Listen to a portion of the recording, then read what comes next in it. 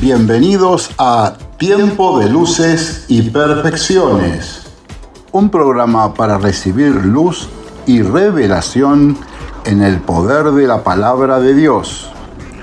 Tendremos además entrevistas y testimonios, con la producción y conducción de Israel Itamar Rodríguez y la locución y edición general de Claudio Scalice. Tiempo de luces y perfecciones. Adelante, pastor.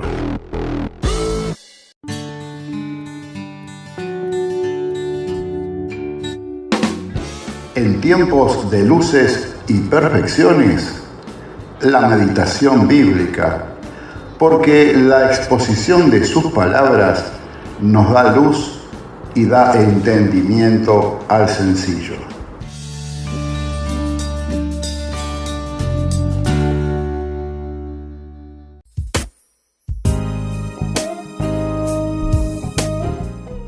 Iniciamos con la meditación bíblica.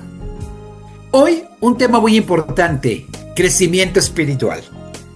El apóstol Pedro, en su carta, en el capítulo número 2, en la segunda carta, capítulo 3:18, antes bien creced en la gracia y en el conocimiento de nuestro Señor y Salvador Jesucristo. A Él sea la gloria ahora y hasta el día de la eternidad. Amén y amén. El propósito de Dios no es solamente que las personas crean en Él. Sin embargo, es importante. Pero una vez que creen en la persona de nuestro amado Cristo Jesús, también el Señor quiere que ellas crezcan espiritualmente. En la vida cristiana hay diferentes etapas: crecimiento espiritual, el nacimiento, que nos lleva a un crecimiento espiritual, y la madurez espiritual. Este es un proceso en el cual todo cristiano se ve involucrado, pero hay quienes abortan este proceso. Muchos creyentes nacen espiritualmente, pero no todos crecen espiritualmente. Dios desea que cada creyente avance hacia la madurez en Cristo. El nuevo nacimiento ahí inicia el crecimiento espiritual. Dios da la vida, Dios da la revelación, Dios obra en la vida de la persona. El Evangelio San Juan 3:3 dice que el que no naciera de nuevo no puede ver el reino de Dios. La vida espiritual comienza en una transformación en el interior, pero cada persona que recibe a Cristo nace como una nueva vida espiritual. Así que comienza una nueva relación con el Señor e inicia un proceso de crecimiento. A estos bebés espirituales hay que cuidarlos, y dice Pablo que les demos leche espiritual, que le demos lo más exquisito para que ellos se arraiguen y ellos puedan tener una relación muy profunda con su Creador. El nuevo nacimiento es el comienzo, no es el final. Mucha gente en las campañas evangelísticas, en las redes sociales, en los programas de evangelismo televisivo, reciben al Señor Jesucristo en su corazón, pero hasta ahí llegan. Y cuando tú platicas con ellas, ellas aseguran: yo tengo a Cristo en mi vida. La Iglesia Popular en América Latina hace lo mismo y dicen: nosotros también tenemos a Cristo en nuestro corazón, pero no hay un crecimiento espiritual, no hay un arraigo, no hay un conocimiento, ni tampoco una relación profunda con el Espíritu Santo de Dios. La palabra de Dios alimenta el crecimiento, y una vez que ha nacido, pues necesita nutrirse de esa preciosa palabra. Por eso el mismo apóstol Pedro en su primera carta, en el capítulo 2, versículo 2, dice que deseemos como niños recién nacidos la leche espiritual no adulterada, para que por ella crezcáis para salvación. Así como un niño necesita alimentos para crecer, el creyente necesita la palabra de Dios. Esta palabra viva y eficaz, que es el maná que bajó del cielo, esa palabra que llena más que el alimento natural, porque no solo de pan vivirá el hombre, sino de toda palabra que sale de la boca de Dios. La Biblia, la palabra de Dios, fortalece la fe, porque la fe viene por el oír, y el oír de la palabra de Dios. Él ilumina el entendimiento, su palabra alumbra nuestro interior. Y además hemos dicho que lámpara es a mis pies tu palabra y lumbrera mi camino, y por lo tanto Él va a guiar mis pasos como un cristiano recién nacido. Un cristiano que no se alimenta de la palabra no puede crecer espiritualmente. Quedándote en las redes, quedándote en casa y negándote a ser instruido, no te va a permitir crecer espiritualmente. Otro importante elemento para crecer en la fe es precisamente la oración, que fortalece nuestra relación con Dios. Y por eso el profeta Jeremías anunciaba al pueblo de Israel: clama a mí y yo te responderé. Te enseñaré cosas grandes y ocultas que tú no conoces. La oración es el diálogo del alma. La oración es esa comunión e incluso comunicación con la divinidad. A través de la oración recibimos también dirección divina. Encontramos la fortaleza que el mundo no nos puede brindar. Es una fortaleza no psicológica, no almática, sino una fortaleza completamente espiritual, que viene del cielo, que viene del Espíritu y que viene del reino de Dios. Así que a través de la oración, la persona experimenta la presencia de Dios, y por eso nos agachamos, doblamos nuestras rodillas, unimos nuestras manos o las juntamos, e incluso nos movemos. Y por supuesto, porque queremos sentir la oración. En la oración queremos sentir la presencia de Dios. Los judíos que van al frente del muro de los lamentos, ellos se mecen hacia adelante y hacia atrás, porque le están diciendo a Dios: siente mi oración, mírame, contémplame, como decirle: aquí estoy, hazme caso. El Dios que todo lo ve, el Dios que es de cerca y no de lejos, el Dios que está vivo, el Dios que es espíritu y que es vida. A Él debemos de ir a través de la preciosa oración. Hablamos de un nuevo nacimiento que comienza en este deseo de conocer a Dios, en este deseo de que tú y yo podamos conocer el reino de Dios y a Él. Por otro lado, esta palabra que alimenta nuestro crecimiento espiritual, y también nos da una estrategia hermosa: la oración que fortalece nuestra relación. Así que pasando al Espíritu que produce transformación, y hay que conocer al Espíritu de Dios, que va a producir en nosotros algo diferente. Cuando Moisés bajó del Sinaí, el pueblo se quedó atónito al ver la transformación física, pero también de su espíritu, como dice Gálatas 5, 22, 23. Mas el fruto del Espíritu es amor, es gozo, es paz, paciencia, benignidad, bondad, fe, mansedumbre y dominio propio. Cuando tú y yo estemos en ese espíritu y le demos a trabajar nuestro propio espíritu, el Espíritu de Dios estará transformando nuestro espíritu. Así que es importante que el crecimiento espiritual, en él se manifieste el carácter, el cambio de carácter, el cambio de personalidad. Cambias tu manera de hablar, cambias tu manera de mirar, cambias porque cambias. Tal vez las terapias, los grupos de AA, Neuróticos Anónimos y otros grupos que son buenos, no te pueden transformar como Dios lo hace, como Dios lo puede hacer a través de la presencia gloriosa del Espíritu de Dios.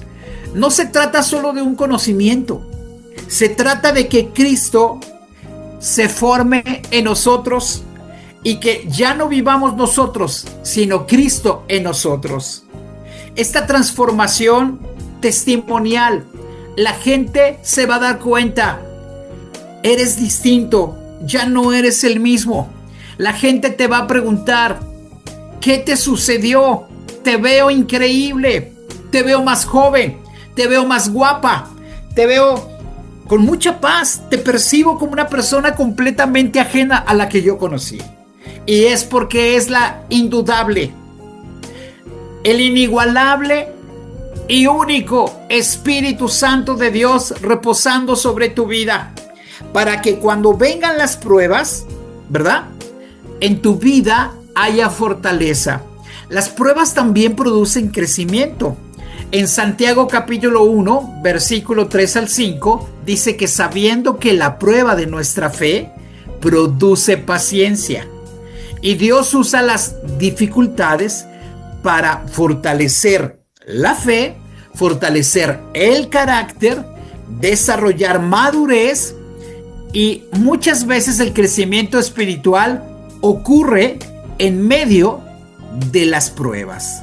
Qué fascinante es entender este proceso de transformación, de crecimiento, de sanidad y de liberación en la mente, en el corazón, de los recuerdos, de las herencias y de las manías que teníamos nosotros sin Cristo en nuestras vidas. Estamos hablando de que sabiendo que la prueba de nuestra fe va a producir paciencia.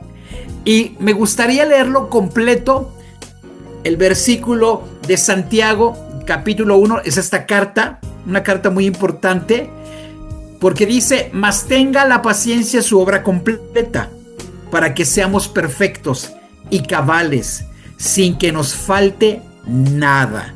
Así que yo te invito a que podamos crecer.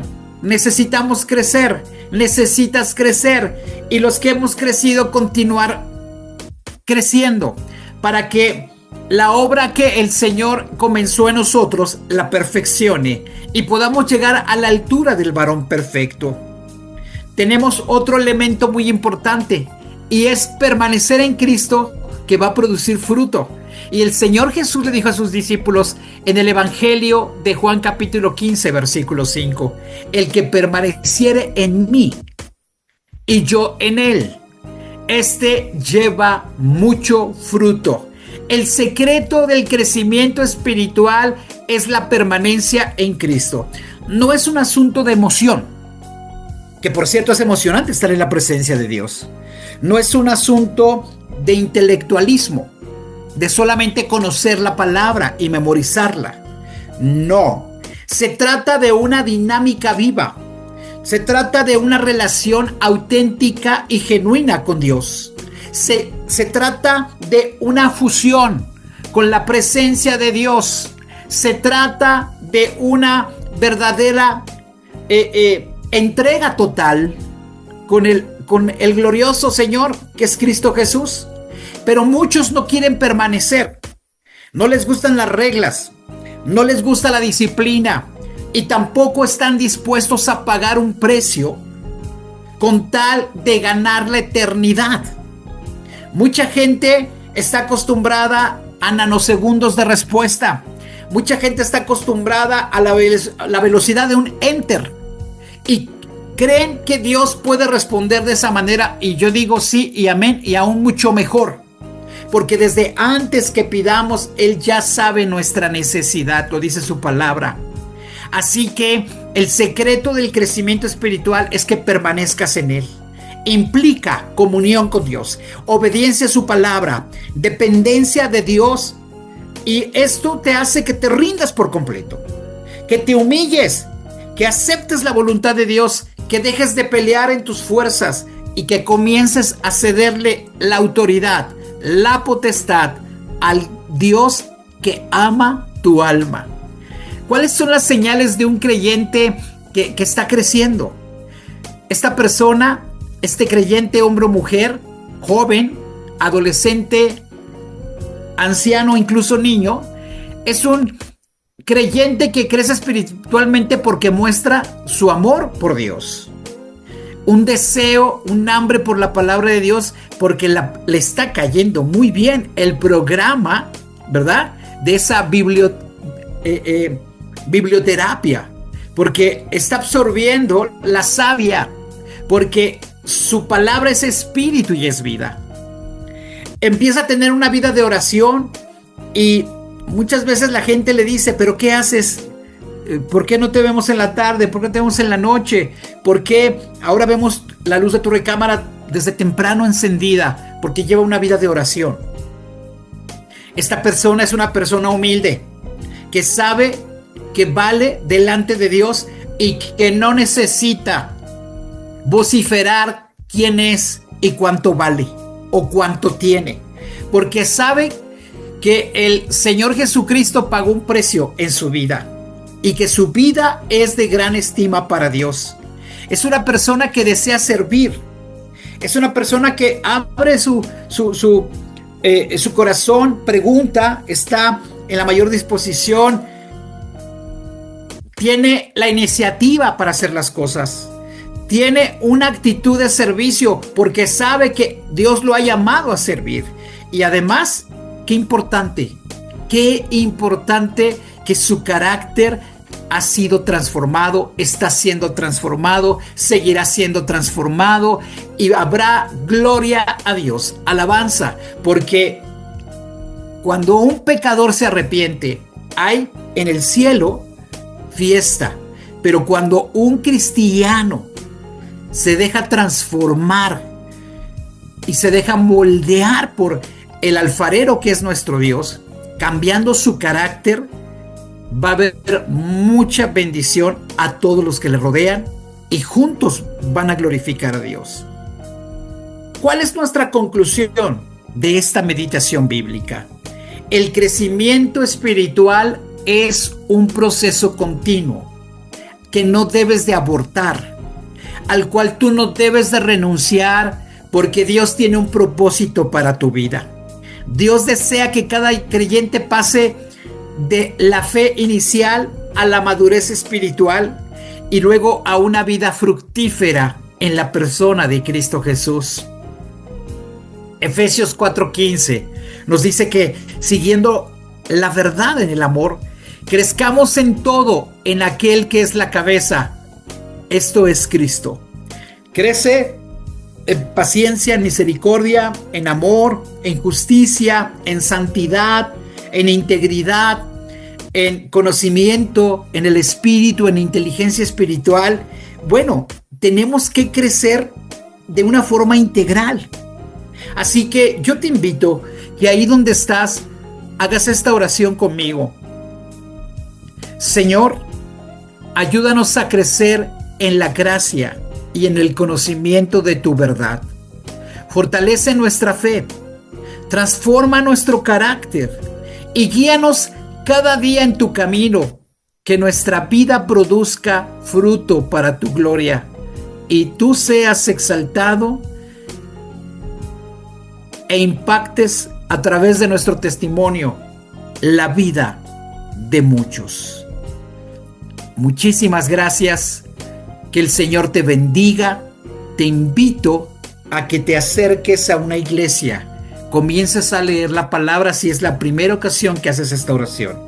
Y a las personas que ya tienen tiempo en el camino de Dios y que su crecimiento se ha ido estorbando, yo te invito a que te integres a la comunidad Urim y Tumim para ser formado, para servir en el reino de Dios, para servir con excelencia y que tengas conocimiento, fundamento bíblico en tu vida y en tu relación con el Señor.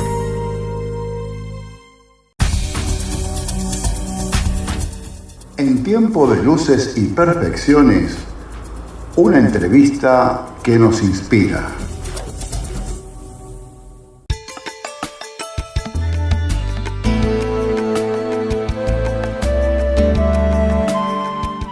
Para mí es un privilegio poder contar con una amiga, con una consierva y maestra que se ha integrado a nuestra Facultad de Teología a través de este seminario de las 7 fiestas judías. Con nosotros, la pastora Dileni Will. Para nosotros, Dili. Pastora, adelante. Puedes saludar a la audiencia. Muy buenas noches a todos, que el Señor les bendiga. Acá estamos prácticamente a las 2 de la mañana, así que por eso digo buenas noches. Que el Señor os bendiga. Es para mí un privilegio poder, a través de este medio, poder saludaros y poder también hablar del Señor, de los milagros que el Señor ha hecho en nuestras vidas, del amor, la misericordia y la fidelidad que Él tiene para con cada uno de nosotros. Muchas gracias, pastora amiga. Platícanos, ¿cómo es que el Señor se revela a tu vida? ¿Cómo es que Jesucristo, nuestro amado Yeshua HaMashiach, llega a tu corazón? Bueno, yo vengo de una familia 100% católica. Y a mis 15 años fallece mi madre. Cumplido yo los 15 años. Y al mes del fallecer mi madre, yo me enfermo y me internan de urgencia y me operan de una peritonitis aguda, donde estuve un mes hospitalizada con pocas posibilidades de vida. Y el Señor, yo tenía un acercamiento muy grande con el Señor. Yo tenía una búsqueda muy grande con el Señor desde pequeña. Y el Señor me sanó después de un mes. Y me fui a casa y me fui a la cama, estaba dormida. Y escuché una voz audible que me dijo, me nombró por mi nombre y que leyera la palabra del Señor, Mateo, donde dice que me hiciera pescadora de hombres. Y yo le dije, Señor, es que no sé leer la Biblia y no sé cómo se lee una Biblia. Y Él me mostró el capítulo y el versículo. Y yo me levanté a buscar la Biblia, que había una sola Biblia en casa, que se la habían regalado a mi hermano y mi hermano la había dejado en casa. Leí la palabra del Señor, el 4:19, y decía eso, hazte pescador de hombres. Al siguiente día, medité todo el día siguiente y me dormí. Medité todo el día siguiente y le dije, Señor, perdóname, pero no entiendo nada. Vuélveme a hablar si esto viene de ti. Y el Señor me volvió a hablar. Elías, hazte pescadora de hombres.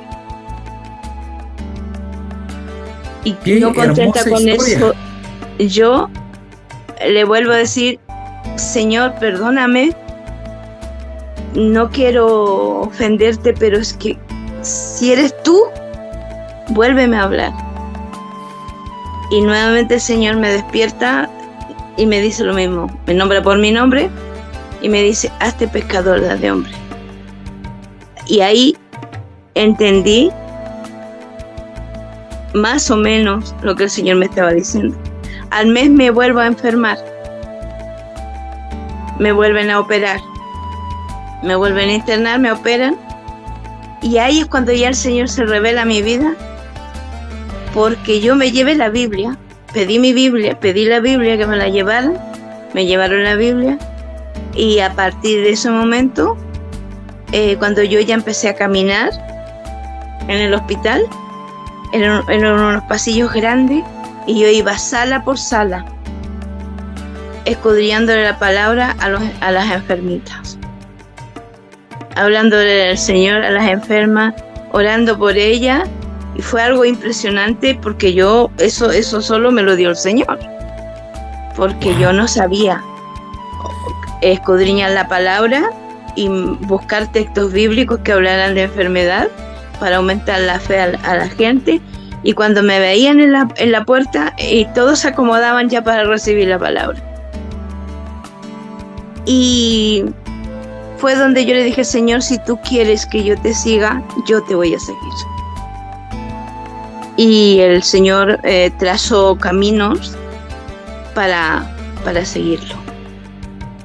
Qué manera de atraerle, de enamorarle y de conviccionar su corazón. Me recordó a esta frase: Pedro, ¿me amas? Apacienta a mis ovejas. Y 3 veces le dijo lo mismo: ¿me amas? Sí. ¿Me amas? Apacienta a mis corderos. Pastora Dili, a veces pensamos que tenemos que ir a un instituto bíblico, a una universidad teológica, a hacer un posgrado para servir a Dios. Es bueno también. Que también es bueno, pero esta inmediatez se llama obediencia. Y al mismo tiempo, esa gracia que suple. Porque seguramente el mismo Espíritu le guiaba a hacer todo lo que tenía que hacer. Pastora Dili, ¿cómo es su encuentro con la cultura judía, con el pueblo de Israel, y cómo es que Dios la lleva a trabajar para evangelizar al mundo judío? Bueno, yo ya me convierto al Señor, empiezo a seguir al Señor y a servir al Señor, no tanto a seguirle, sino que del momento cero a servirle, barriendo las calles, haciendo cualquier cosa para la iglesia. Y me discipularon, tuve pastores que el Señor puso en mi camino, que me formaron, y bendito sea el Señor que a través de un hermano que vino a la universidad en mi país, conocí a mi esposo y me vine yo a España. Por ende, nos conocimos en Bolivia, nos comprometimos en España, nos casamos en Chipre, Islas Griegas, y por lo civil y por la iglesia nos casamos en Israel, donde él estaba pastoreando. Y ahí empieza mi vida junto a él en el ministerio, porque él tiene un ministerio al pueblo judío, porque por sus venas también corría sangre judía, y empezamos el ministerio en conjunto. Él primero nos casamos, yo era la esposa del pastor, pero la gracia es la gracia, y el Señor en su tiempo me levantó y se me reconoció, y una de las primeras mujeres pastoras en Israel. ¡Wow! ¡Qué precioso llamado! Desde un principio el Señor fue etiquetando este ministerio, un ministerio internacional. Nace en Chile, se casan, se conocen en Bolivia, se casan en Chipre y van a Israel. Usted está en España. ¡Wow! ¡Qué precioso! ¡Qué precioso! Pastora, ¿cómo fue su experiencia allá en Israel? Maravillosa, única porque para servir en Israel hay que tener llamado. Hay que tener un llamado y prepararse para servir en el pueblo judío. ¿Por qué? Porque a ellos no se les puede evangelizar como al pueblo latino. Ellos tienen otra cultura, por ende tenemos que nosotros aprender cómo llegar a ellos, extendiendo puentes, no muros, puentes. Entonces, porque no podemos hablar con ellos, me voy a... ¿Se me escucha? Sí, seguimos en la entrevista. Maravilloso. Claro. No se le puede decir me voy a la iglesia, no, yo tengo que decir voy al templo. Palabras que ellos puedan identificarse y puedan entender cómo nosotros nos movemos muy similar a ellos. Y teniendo el respeto que ellos se merecen, Y son ellos mismos que después te empiezan a preguntar, y son ellos mismos que se acercan al Señor. Por ejemplo, con el ministerio de que mi esposo tenía, que era el ministerio de Jami, él hablaba de todas estas fiestas que hemos estado pasando en lo que estamos haciendo ahora, las 7 judías, en tu ¿me escucha, pastor? Instituto Bíblico. Sí, tu instituto bíblico. Las mismas fiestas, y los hermanos invitaban gente a la iglesia y invitaban a sus jefes, y ellos a través de estas fiestas podían ver al Mesías a través de la Pascua judía, y como estamos viendo nosotros en toda la fiesta se ve Cristo, porque nosotros lo que nunca hemos hecho es judaizar. Nosotros decimos cómo es la palabra del Señor, cómo era la fiesta judía, hacemos una demostración, pero nada más, no judaizamos. Y eso es lo bueno y lo importante de no perder la visión a qué nos ha mandado el Señor. El Señor quiere que evangelicemos hasta lo último de la tierra, no que judaicemos. Amamos al pueblo judío, por supuestísimo. Si el judío más grande está en nuestros corazones, ¿cómo no lo vamos a amar? Pastora Dili, para la gente que nos escucha, tal vez nunca ha escuchado el término judaizar. Uh-huh. ¿Qué se puede entender por judaizar en este tiempo? Querer dejar a Cristo, renunciar a Cristo para yo seguir las leyes judaicas. Todos los mandamientos que manda la Torá, seguirlo, y ya me olvido de Cristo, ya me hago judía, ya me convierto. O sea, son extremos bastante grandes. Eso es judaizar.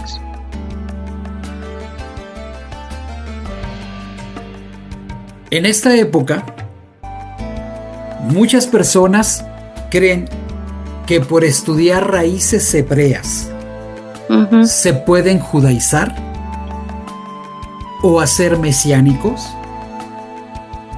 ¿Cuál es su punto de vista? De poderse se puede, pero tienes que renunciar a Cristo. De poderse se puede, pero antes de poderse, primero tienes que renunciar a Cristo y seguir todas las leyes judaicas. De eso es. O sea, no es tan sencillo. Yo no me hago judía y soy judía porque me convertí al judaísmo sin renunciar a Cristo. No, o eres o eres. ¿Qué diferencia o es blanco, hay? O es negro. Claro. ¿Y qué diferencia hay entre judío, judaizante y mesiánico? El mesiánico se sujeta a todo lo que nos sujetamos nosotros. Tienen a Jesús como su Mesías y hacen todo lo que nosotros hacemos. Siguen a Cristo y no renuncian a Cristo, aunque a ellos los puedan desechar por seguir a Cristo. No judaizan ellos son cristocéntricos. Pastora Dili, compártanos una experiencia de poder allá en Jerusalén, ahí en el templo en el que ustedes ministraban. Sí. Bueno, muchas, ¿no? Muchas. Por ejemplo, si bien es cierto, el pueblo de Israel es un pueblo que es, mi esposo decía que era como una tuna, espinoso por fuera, pero muy dulce por dentro. Cuando ellos abren su corazón, ellos son muy amplios, muy amigables, muy amorosos, muy dadivosos, muy tiernos, ¿me entiendes? Entonces, pero igual están el extremo también, que no quiere nada con los cristianos, y mal que mal hay persecución, ¿me entiendes? Entonces, uno que nos tiraba piedra a la iglesia y todo ello. Pero el Señor, un día oramos y le dijimos: Señor, esta es tu casa y tú la vas a guardar.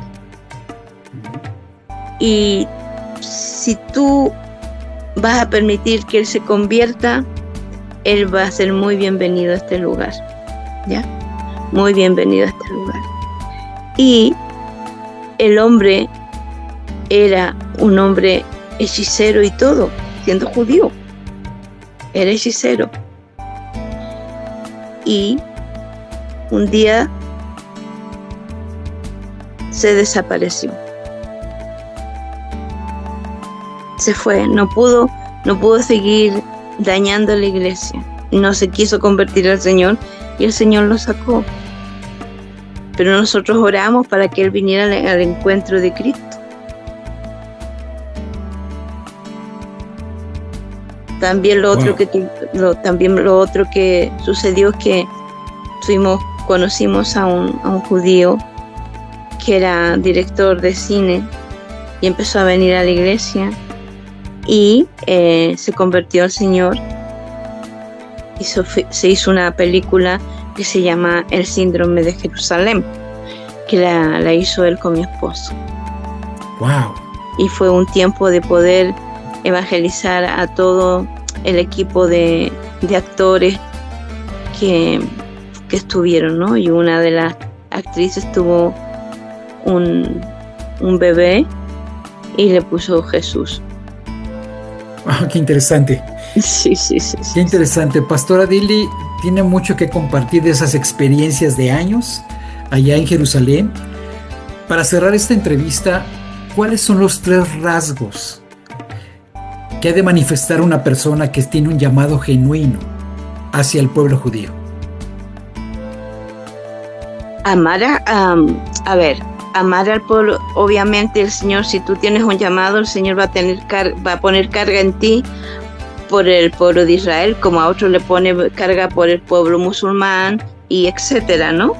Es una carga muy grande por el pueblo. Eso es uno.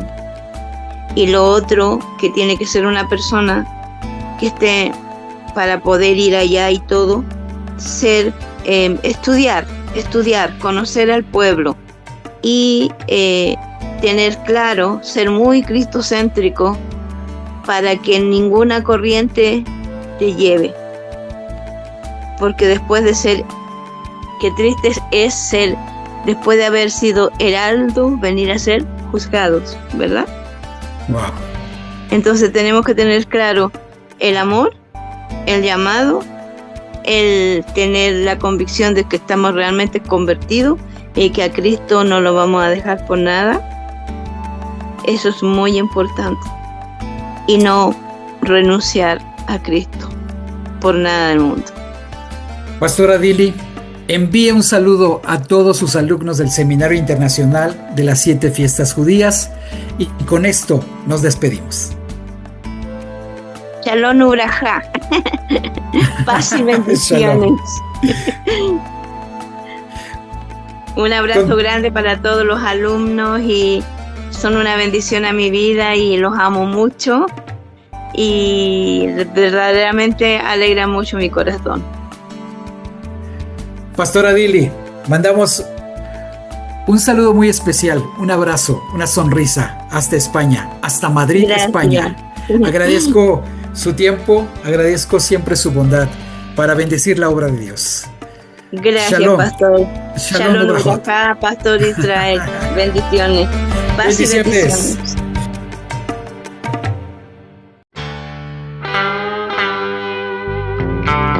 Estás escuchando Tiempo de luces y perfecciones, donde las tinieblas no tienen lugar.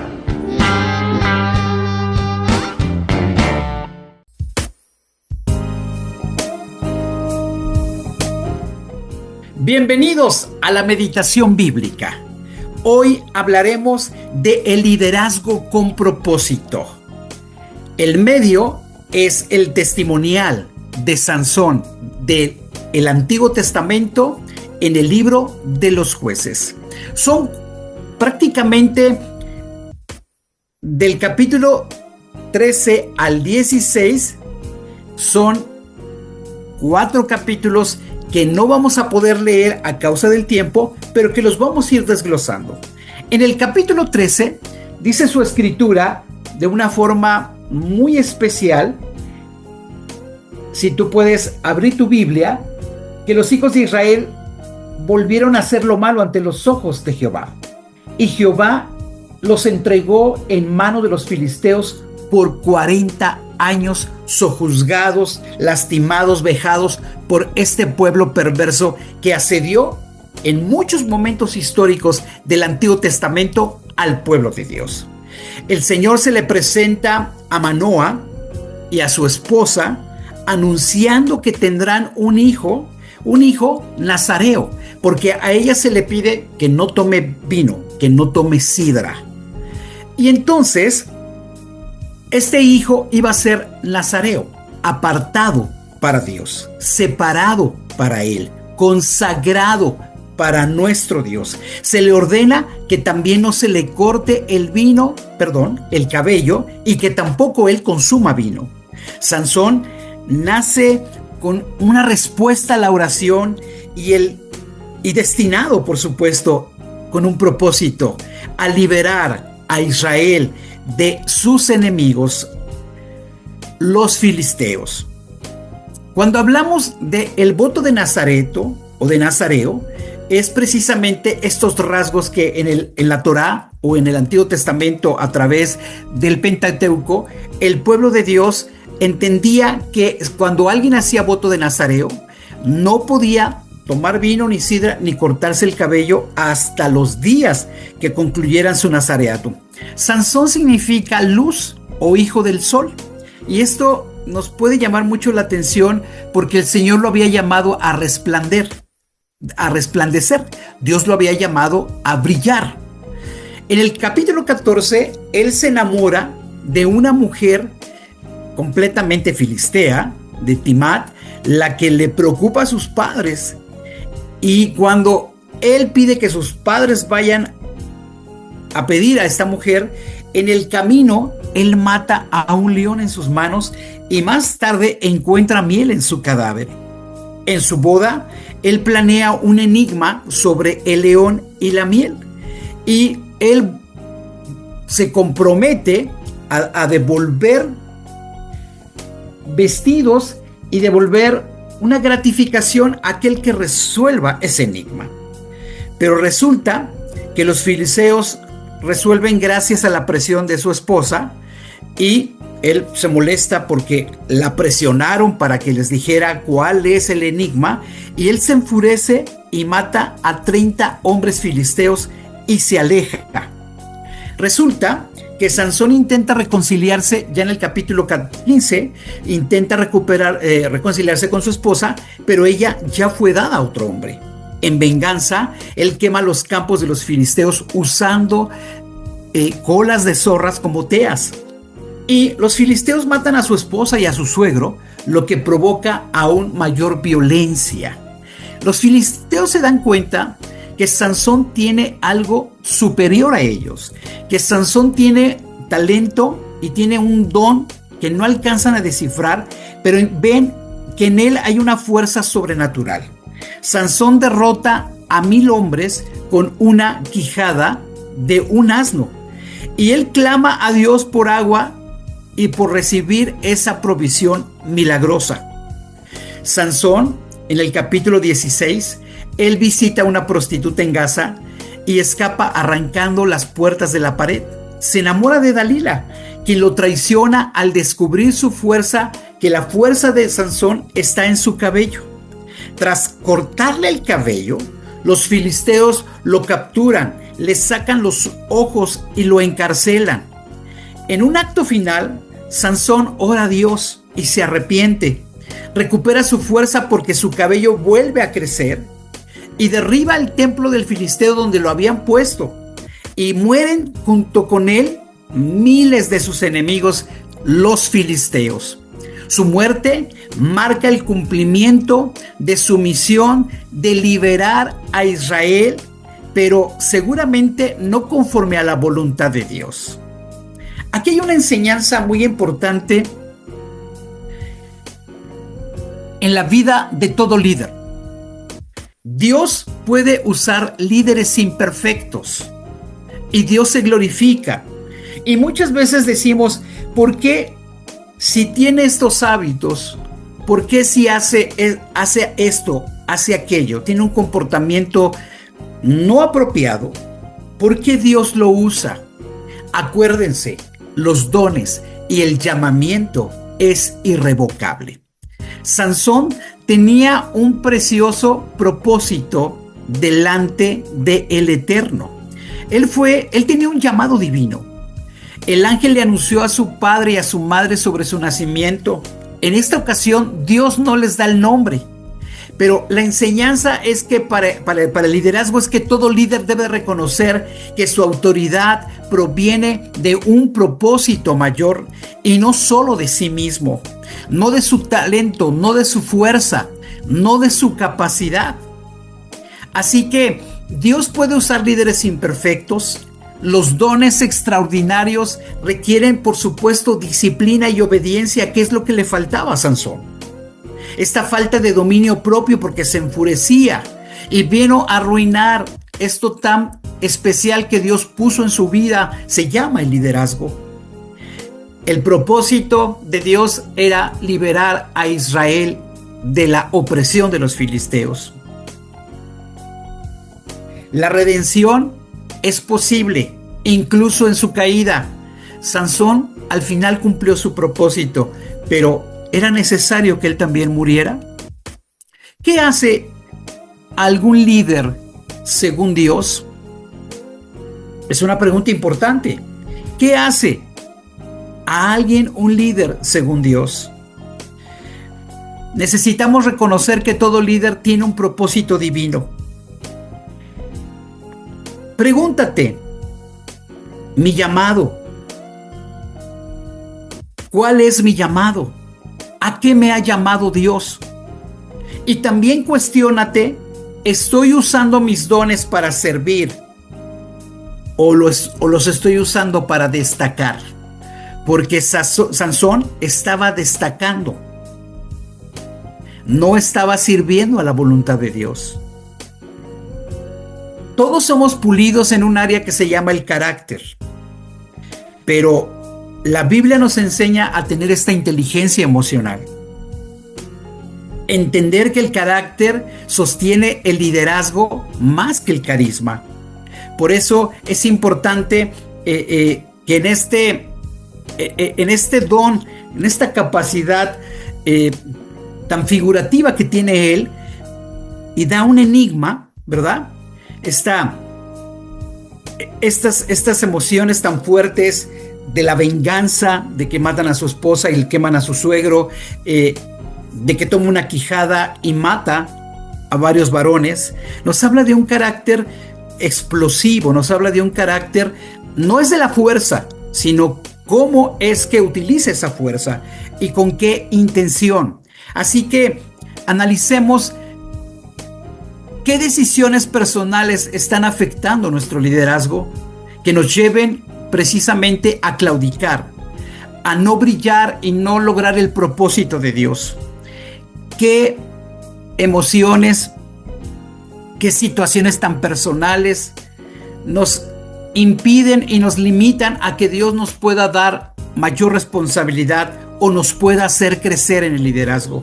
Porque el que contiende, el que grita, el que se enoja, el que no es humilde, el que es altanero, el vanaglorioso, el soberbio, no sirve para el ministerio. Tal vez tengas el don, tal vez cantes precioso, tal vez ejecutas de una forma magistral. Probablemente tienes el don de la palabra. A lo mejor eres un gran maestro nato, jamás estudiaste pedagogía, pero es el don de Dios fluyendo a través de tu vida. Pero tienes un mal carácter, tienes una personalidad arrogante y soberbia. Te cuesta trabajo sujetarte a la autoridad y tal vez eres indisciplinado. De esta manera no podemos servir en el ministerio. Así que aprendemos de los líderes caídos que pueden ser también restaurados.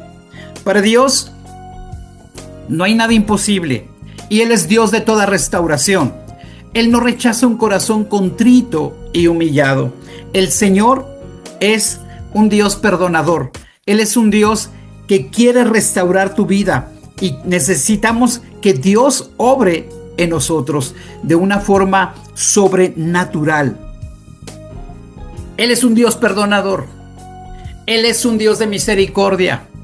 Él es un Dios que conoce el corazón cuando se quiebra, cuando el corazón se arrepiente y se avergüenza de lo que hace.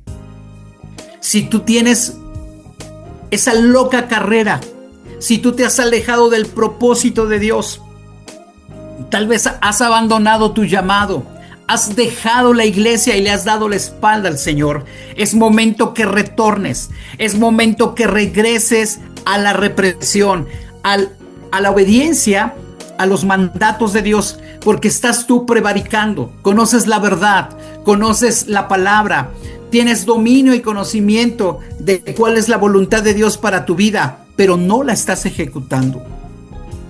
Sansón fue traicionado por una mujer. Sansón reveló que el secreto de su fuerza estaba en el largo de su cabello. Tenemos que pedirle a Dios que nos guíe para cuidar el don, para cuidar las capacidades que Él nos ha dado para servirle a Él, no para servirnos y tampoco para brillar o hacer demostraciones y querer impactar a la gente con nuestros talentos. Si tú tienes un talento, yo estoy seguro que lo tienes y que también a esos talentos también Dios le ha agregado dones, pero no son para presumir, sino son para con humildad servir a la voluntad de Dios.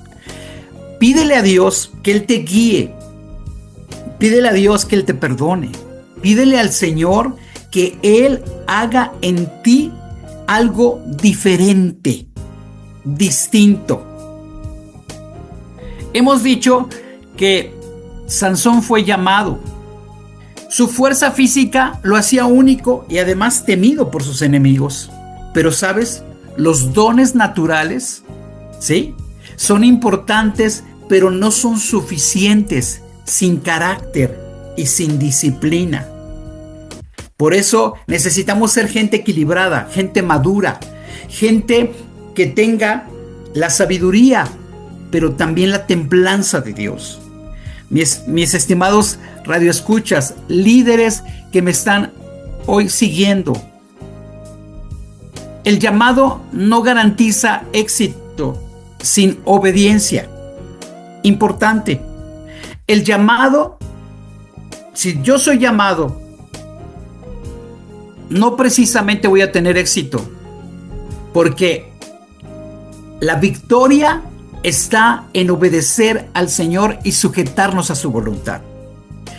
Algo importante es en la vida de Sansón que entendemos y aprendemos tú y yo juntos hoy, es que el poder sin carácter es peligroso.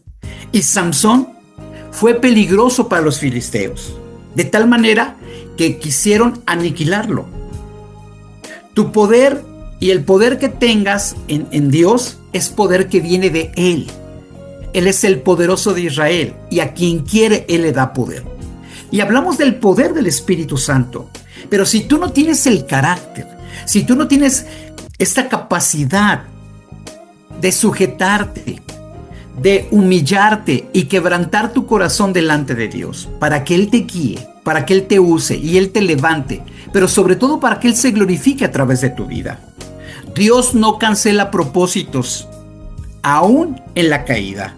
Dios no cancela su propósito, porque para lo que Él te llamó, lo vas a hacer, pero incluso tras la caída, como es el caso de Sansón, al final logra el propósito, pero muere. Al final logra el propósito, pero se llevó a muchas víctimas de por medio, y no estoy hablando de gente inocente. Pensaría yo en la afrenta de sus padres, pensaría yo en la afrenta porque ya no nos muestra la historia bíblica si hubo genealogía de parte de su padre y de su madre, que Sansón hubiese tenido otros hermanos. Ahí se cortó la genealogía. La vida de Sansón en la Biblia nos muestra cómo un líder puede ser usado por Dios a pesar de sus debilidades, pero también advierte sobre los peligros del orgullo, la desobediencia y la falta de disciplina personal. Su historia nos enseña que el liderazgo requiere carácter, obediencia, dependencia de Dios y no solo dones extraordinarios. ¿Sabes? Su identidad. Sansón fue uno de los últimos jueces antes de la monarquía. Su propósito lo tenemos bien claro.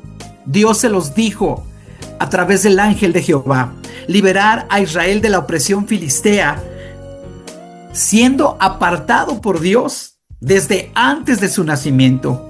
Tal vez tus padres te consagraron, tal vez tu madre, tú eres producto de la oración. Nosotros, mi esposa y yo, tenemos 2 hijos que fueron producto de la oración. Mi esposa no podía concebir, pero solamente un milagro.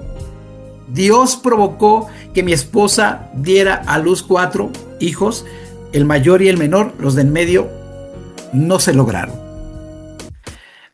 Tal vez tú tienes un don especial, esa fuerza sobrenatural, como el caso de Sansón, tú cantar, enseñar, predicar. Dios sabe cuáles son tus dones. Pero este don, ligado a su voto de nazareato, de no cortar cabello, no beber vino y no tocar cosas impuras, eso lo hacía completamente distinto. Pero él tenía el don y se había apartado del nazareato, no cortándose el cabello, sino haciendo otras cosas completamente impuras, ajenas a Dios, y era relacionarse con los pueblos enemigos de Dios. ¿Cuál es la enseñanza central? Dios puede usar a líderes imperfectos.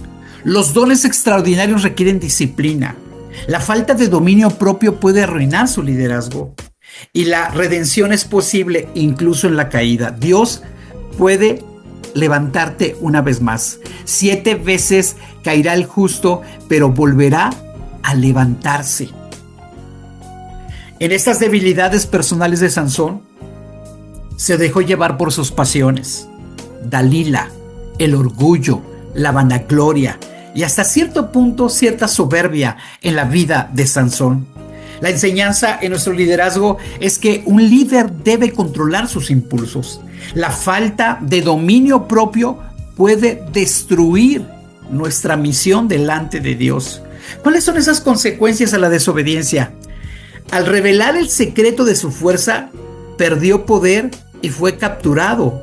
Ese fue el testimonio triste de Sansón. Pero ¿qué lección trae para tu vida como líder? La imprudencia y la falta de sabiduría puede arruinar la credibilidad y la influencia de los que estamos pastoreando, guiando o enseñando. En esta redención final, Sansón oró a Dios y derribó el templo filisteo, cumpliendo su misión en sacrificio. Él se tuvo que sacrificar. Así Dios lo permitió, porque la historia de Sansón es una advertencia a nuestras vidas. Incluso los líderes caídos pueden ser instrumentos de Dios si se arrepienten y confían en Él. La humildad y la obediencia, que es la carencia más grande de Sansón, este orgullo lo llevó a confiar en sí mismo más que en Dios. ¿Estás confiando en ti mismo o dependes para liderar de la influencia del Espíritu Santo a tu vida? Si hablamos de resiliencia y redención, aunque falló, su historia nos enseña que siempre hay oportunidad de volver a cumplir el propósito divino. Muchas veces he predicado del Dios de nuestra desfrustración. Es triste oír de la boca de muchos ministros que han abandonado el servicio, que han dejado el propósito de Dios. Y en ellos hay una culpa, en ellos hay una gran condenación porque abandonaron el llamado de Dios y se sienten como un piloto sin volar, como un maestro sin enseñar y como un médico sin ejercer su profesión. Pero si tú quieres volver a Dios y al propósito, arrepiéntete, conviértete y vuelve a hacer las primeras obras. Regresa a las sendas antiguas. Vuelve una vez más a enamorarte de Cristo. Regresa a su palabra. Pídele perdón, que Él te restaure. Apasionate de todo lo que es del cielo.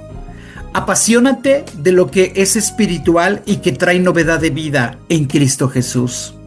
¿Cuál es la aplicación moderna a estos liderazgos en las organizaciones? Porque hay muchos pastores, empresarios, hay muchos ministros que son académicos y mucha gente que es bivocacional, líderes que están en la iglesia pero que también son un gran referente en el mundo secular. En las organizaciones, un líder debe cuidar su vida personal tanto como su desempeño público, porque tenemos una nube de testigos que están observando cómo son los hijos de luz. En las comunidades, en las universidades, en los negocios personales, el liderazgo espiritual requiere disciplina, fidelidad y no solo inspiración. Tu testimonio, tu ejemplo, tu propio estilo de vida, tu matrimonio son un gran referente para poder mostrar, para poder modelar cómo son los ministros, los líderes, los servidores de Dios y cómo podemos ser luz e influencia para la vida de nuestros hijos. En nuestra vida personal, hablando de esta aplicación,